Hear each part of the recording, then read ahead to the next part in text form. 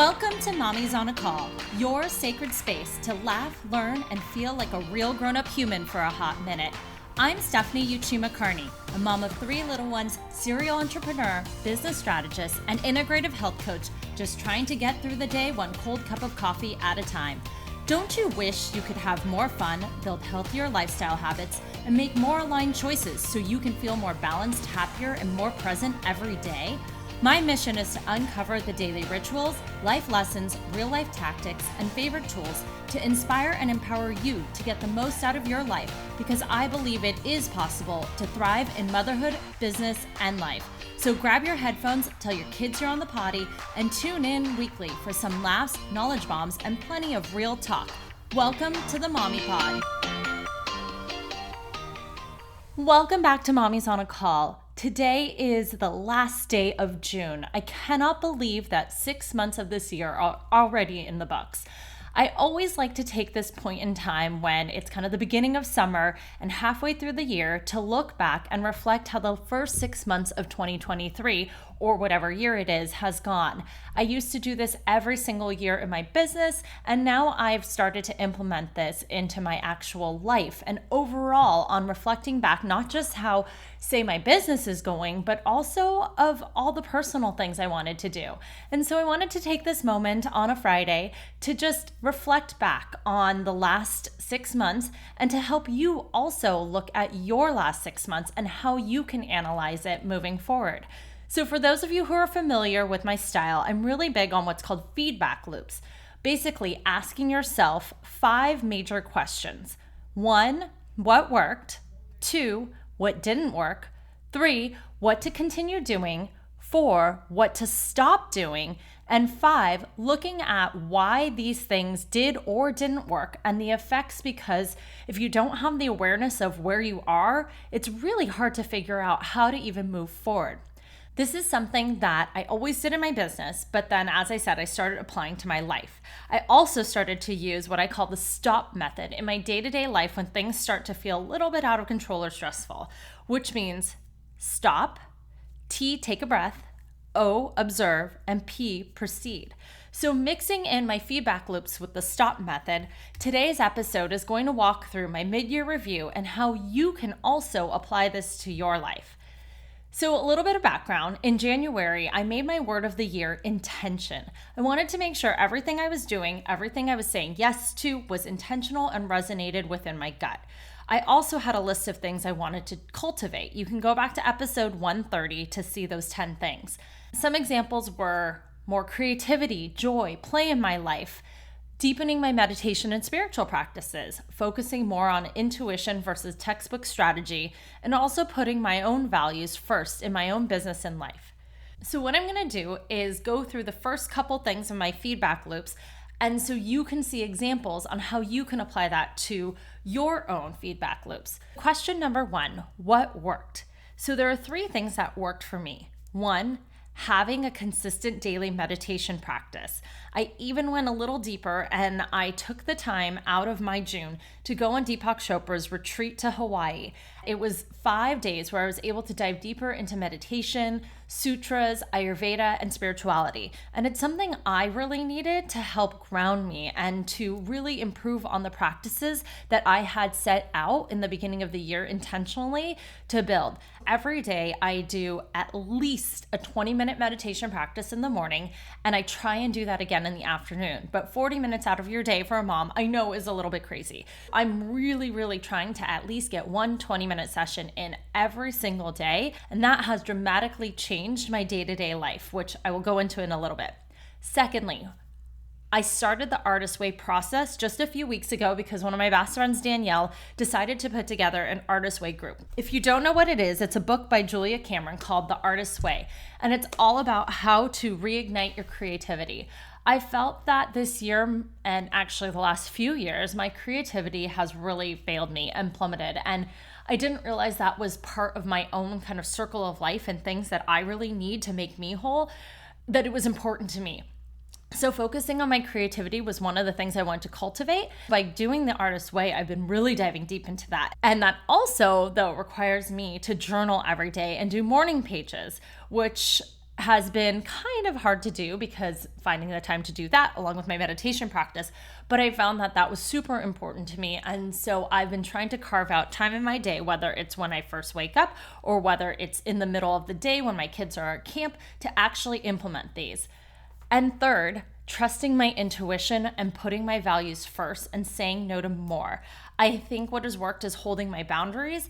Every time I'm presented with a situation, whether it's a volunteer one or whether it's an event to do, I've been really putting those thoughts in my head of like, does my gut say yes or no? Is this aligned with my values? Do I have the time and capacity for it? Is it something I actually want to do? And if any of those pull up a red flag, then I definitely say no. I have said no. I've backed out of a lot of things this year. It's not being selfish, but it's really holding those boundaries true for me. So those are 3 things that worked. What didn't work? Here are my top 3 things that didn't work in the first 6 months of the year. The first one was a giant health scare that I had. No matter how much I planned and everything, in March, I went for my routine scans in order to check my ovaries, since if you go back to previous episodes, I lost an ovary last year due to ovarian tumors, which is a totally different story. You can head back to those episodes to hear about that. But so I decided to do a CT scan because I was having random cramps in my abdomen. And it ended up showing that I had a telescoping intestine in my small intestines. It's where like literally my intestine was like folding upon itself and like telescoping back and forth. It's called an intussusception. But because of that, I had to have my 3rd laparoscopic abdominal surgery in the last 2 years, which really put a halt on a lot of things and put me out of commission. It also, though, gave me a nice little wake-up moment again to really look back and reassess what is going on in my own health, in my own life, my stress levels, everything like that, and put a halt to it all so that I could really stop myself and figure out what is going on. The second thing that didn't work is starting off the year, I had all these ambitious business goals, but my heart really wasn't in it.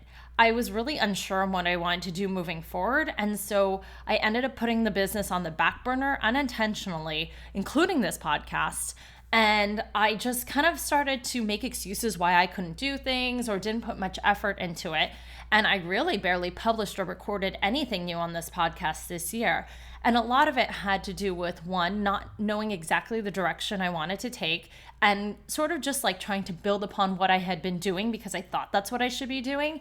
And 2 was really the health situation that I had really put a stop to things because obviously I didn't plan for that. And so I hadn't put in a contingency plan.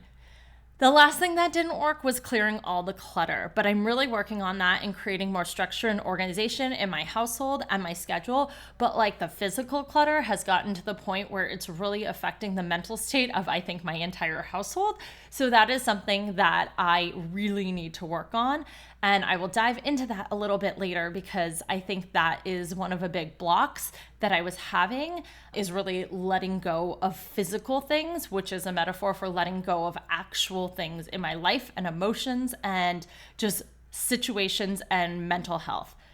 So I'm not going to go through the remaining 3 steps, but you get the idea. Take the time to go through those 5 questions to reflect on the last 6 months in each aspects of your life. You can do this for your business, your household, even your relationships. Just apply those to really assess. So you know where where your current status is if you took a snapshot of today, but also it'll give you perspective on how to move forward and things that you want to continue or you want to stop. I think the biggest takeaway for me on all of this was bringing up the question, should I just burn it all down and start afresh? Or is there a way I can salvage everything? And my final decision was to first stop and assess how to proceed. I think a lot of how I came to this decision, though, was through meditation, my morning pages journaling, and really taking a break to do things that brought me joy and happiness.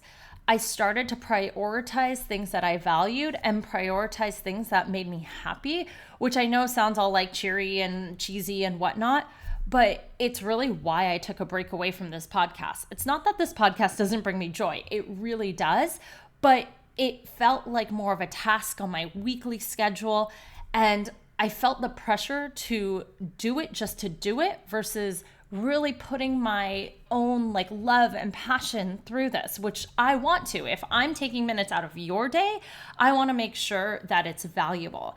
And so I decided to stop and really assess. And then it dawned on me in a really random, weird way. I was on a call the other day for a board that I sit on.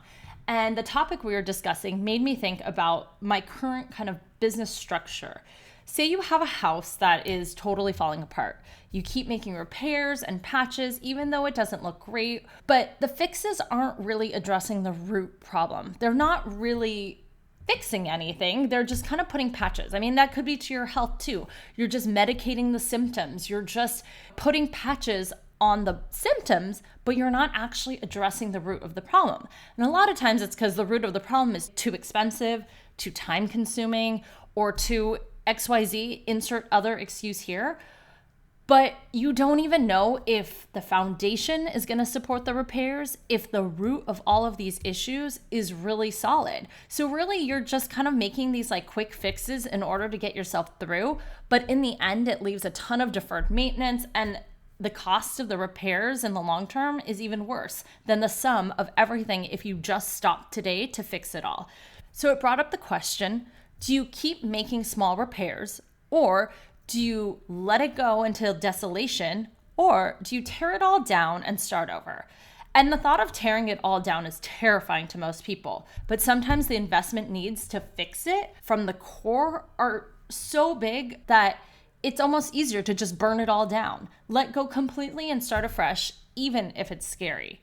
I know the excuses start to pour in, but we spent all this money already fixing the windows or the plumbing or some of the doors. Can we salvage this? XYZ. But that sometimes in the end just becomes a bigger headache. I know I've gone through that with remodels in my own house where we decide, oh, we're just going to leave that shower and deal with it later. But then the hassle, the cost, and the time of fixing it later ends up being worse than if we just did it in the beginning.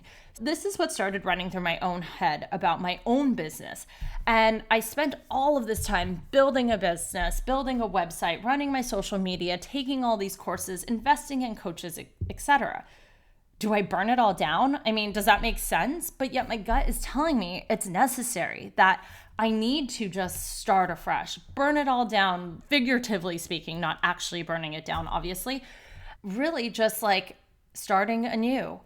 In 2020, I ended my event planning company after having Zoe, my third child, and I also stopped doing business consulting. Instead of starting afresh with this new wellness business that I'm doing, I just used all my old assets. I changed the copy, I kept all the colors and the branding, I kept my corporation, etc. I just really changed all the names and everything.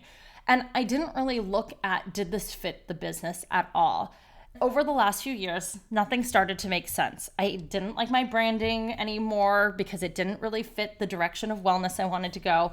My Instagram went from being all about weddings and events to now all over the place, a mix of personal, a mix of like travel, a mix of wellness. And I'm also managing 3 accounts, so that was all a mess. And honestly, and I do not like to use this word, but I hate my website. I literally, every time I open it, it like actually brings out a visceral like ugh in it that I almost want to just put a pause and stop it, but I know it just needs to be there and it's a placeholder for now. But I kept just making small tweaks to the copy and fixing it because I felt like I invested so much money in it and so much effort that I need to just like keep it. But it started to remind me of how like I have issues throwing away things and like clutter. I'll buy something maybe expensive and then not wear it, but I won't give it away because like, oh my goodness, I spent so much on that. I guess that's for another day. But that goes back to my idea of decluttering and how sometimes physical things are actually a manifestation of something bigger and issues that you have like internally. So that's something that I'm working on, is like figuring out the reason why I hold on to things and like that emotional tie that I have. Like, what are those stories? So, but that's for a different day. Anyway, and then there's this podcast. The foundation of it is good, but the interviews aren't really the direction I want to take anymore. But I keep having interviews because of the fear of, quote, burning it all down and starting over again. So bottom line, in the end, after going through all of these feedback loops and stopping, I realized that I need to take everything down one pillar at a time. And so starting afresh one by one, not all at once, but I will do it one by one. So over the next 6 months, I plan to rebuild the way I want my new wellness business to look like. I want to take more time to finish up my certifications in meditation and Ayurveda. I want to spend this summer with my kids and just have fun. My middle daughter's going into kindergarten, and I realized, like, wow, 2 of my kids are going to be in elementary school now, and my 3-year-old will be in preschool almost full time, and I'm not going to have very many more summers with them. I want to just take the time to do spontaneous things like go to the pool or go on a quick weekend trip or run to the beach. That's one of my things. And lastly is to publish more solo episodes like this or on wellness and mindfulness. So like my Mindful Mondays that I had the idea of doing. I realized like I want to share more of my own life, my own story, and the things that I have learned as a mom in wellness and mindfulness that have really helped me. I've found so much balance from within and calm over the last 6 months. I mean, even my Apple Watch the other day told me that my resting heart rate is down significantly, apparently. But that is because of all of my wellness practices that I have been consistent on every single day that have really helped. And I want the same for all of you.